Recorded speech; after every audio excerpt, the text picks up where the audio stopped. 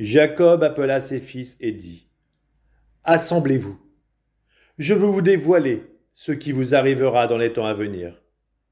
Rassemblez-vous, écoutez, fils de Jacob, écoutez Israël, votre père. Toi, Rouben, mon premier-né, ma force, les prémices de ma virilité, débordant de fierté, débordant d'énergie. Torrent impétueux, ne déborde plus. Toi qui es monté sur le lit de ton père et en y montant tu l'as profané. Siméon et Lévi sont bien frères. Leurs couteaux sont des instruments de violence. Que je ne participe pas à leurs conseils, que je ne rejoigne pas leur assemblée, car dans leur colère, ils ont massacré des hommes. Dans leur frénésie, ils ont mutilé des taureaux.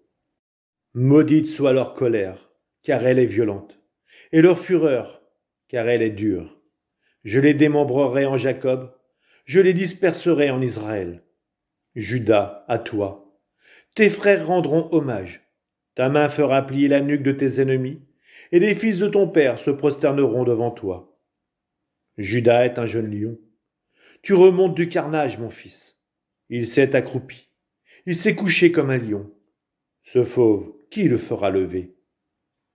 Le sceptre royal n'échappera pas à Judas, ni le bâton de commandement, à sa descendance, jusqu'à ce que vienne celui à qui le pouvoir appartient, à qui les peuples obéiront.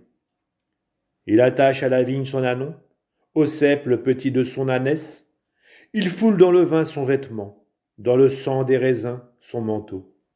Ses yeux brillent plus que le vin, ses dents sont plus blanches que le lait. Zabulon habitera au bord de la mer, il voyagera à bord des vaisseaux, et ses confins toucheront à Sidon. Issachar est un âne robuste, accroupi entre deux enclos. Il constate que le repos est agréable et le pays plaisant. Il tend l'échine au fardeau, il est bon pour la corvée d'esclaves.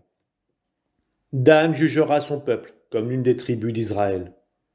Que Dan soit un serpent sur la route, une vipère sur le sentier, qui mord le cheval au talon, et son cavalier tombe à la renverse. En ton salut j'espère, Seigneur. Gad, des attaquants l'attaquent, et lui, il porte l'attaque au talon. Asher, son pain est savoureux, il fournit des mets de roi. Nephtali est une biche en liberté, qui donne de beaux petits fans. C'est une plante fertile que Joseph, une plante fertile près d'une source. Ses branches franchissent le mur. Ils l'ont exaspéré, ils l'ont pris pour cible. Ils l'ont persécuté, ceux qui lancent des flèches. Mais son arc est demeuré ferme. Ses bras et ses mains ont gardé leur agilité grâce à celui qui est force de Jacob, grâce au nom du berger, la pierre d'Israël, grâce au Dieu de ton Père, qu'il te vienne en aide, grâce au puissant, qu'il te bénisse. D'en haut, bénédiction des cieux, bénédiction de l'abîme tout en bas, bénédiction des mamelles et du sein. Les bénédictions de ton Père ont surpassé les bénédictions des montagnes antiques, le désir des collines éternelles. Qu'elles viennent sur la tête de Joseph, sur la chevelure du consacré parmi ses frères. Benjamin est un loup qui déchire. Le matin, il dévore la proie. Le soir, il partage le butin. Ce sont là toutes les tribus d'Israël, les 12 tribus. Et voilà ce que leur a dit leur père en les bénissant. Il les a bénis en donnant à chacun de ses fils sa bénédiction. Jacob donna cet ordre à ses fils. Je vais être uni au mien. Enterrez-moi auprès de mes pères, dans la caverne qui est dans le champ d'Éphron le Hittite, dans la caverne du champ de Macpéla, en face de Mambré, au pays de Canaan, le champ qu'Abraham a acheté à Éphron le Hittite, comme propriété funéraire. C'est là que furent enterrés Abraham et son épouse Sarah. C'est là que furent enterrés Isaac et son épouse Rebecca. C'est là que j'ai enterré Léa.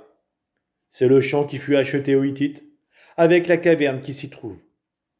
Lorsque Jacob eut achevé de donner ses instructions à ses fils, il s'allongea sur son lit, il expira, et fut réuni aux siens.